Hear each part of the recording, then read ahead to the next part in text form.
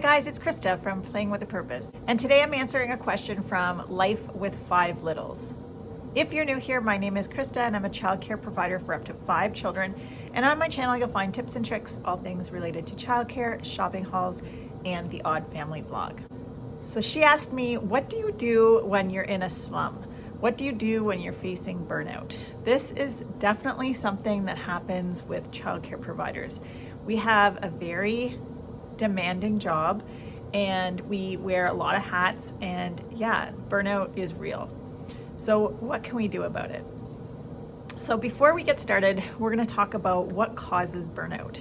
The truth is, most educators love what they do, but it doesn't mean that we don't face burnout. Most home childcare providers work alone. Not having other adults to speak to all day can sometimes be isolating. There's also a high workload. That means you wear a lot of different hats. You clean your space, you organize your space, you make all the meals, you plan and prepare all the activities, rotating toys, you have laundry to do, and all these tasks are usually on top of our 9.5, 10-hour days. Definitely a high workload is a cause for burnout. The same thing goes for long work hours. Many home childcare providers open their doors at 7 or sometimes before and close well after 5 o'clock. We also have little break time. Often during the afternoon, we might have some children that nap or have quiet time. But during that time, we have other things that we need to do. We need to clean up from the morning. We have dishes to do. Sometimes we try to fit in some planning or paperwork during that time. And so often we don't get much of a break throughout the entire day. And so that also can lead to burnout. It's also a mentally and emotionally exhausting job sometimes. So what do we do when we're starting to feel a little burnt out?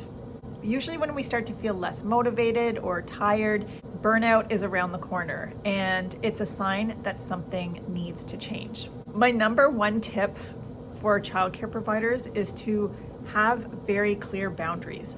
Often, because we work so closely with families, it's a very intimate setting, and sometimes it can be difficult to be strict with your policies because we have such a close relationship with the families. But I've learned over the years that it's really important to keep strong communication and really clear boundaries, because when we kind of leave things loose, that can lead to frustration, and it's really important to keep those clear boundaries. Another thing you need to think about is, are you taking enough time off?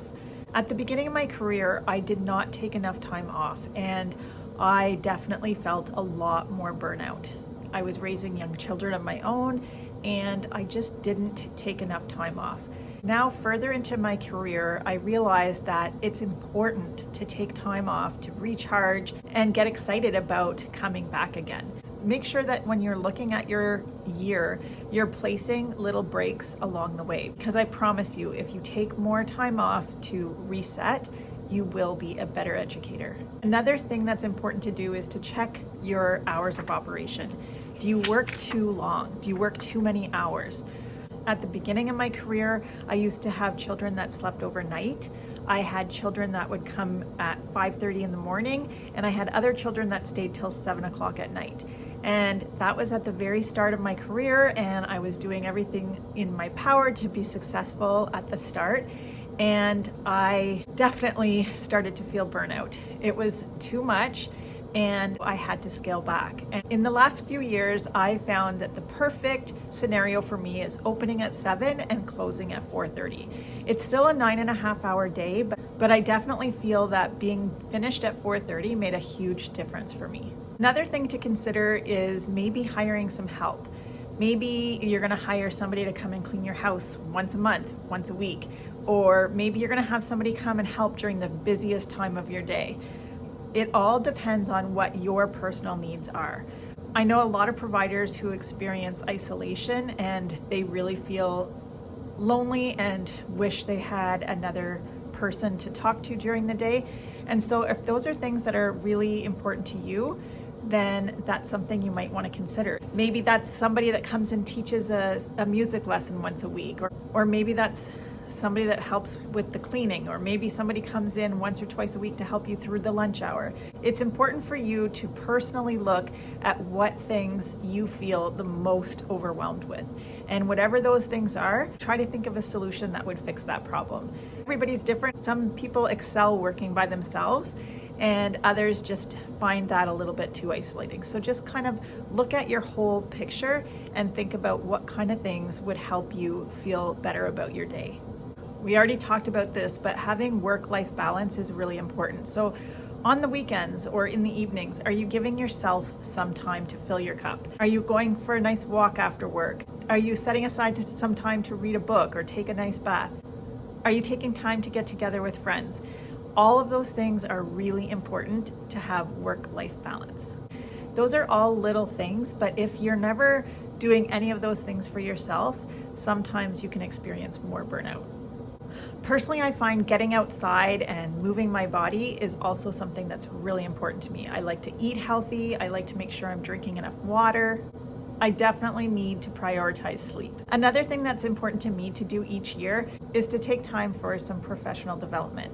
Taking time to do some professional development helps you stay motivated and excited about what you're doing. And the last tip that I'd like to share is making sure that when you're doing your interviews that you're choosing the right families. Not every family is going to be the right fit for you. Try to ask detailed questions and make sure that these families line up with the same values and the same things that are important to you. Try to think of things that you've had conflicts in the past with, and make sure that you align with the families that you're thinking about enrolling into your program. These are all little details that will take away stress from your work. So thanks again, Life with 5 Littles.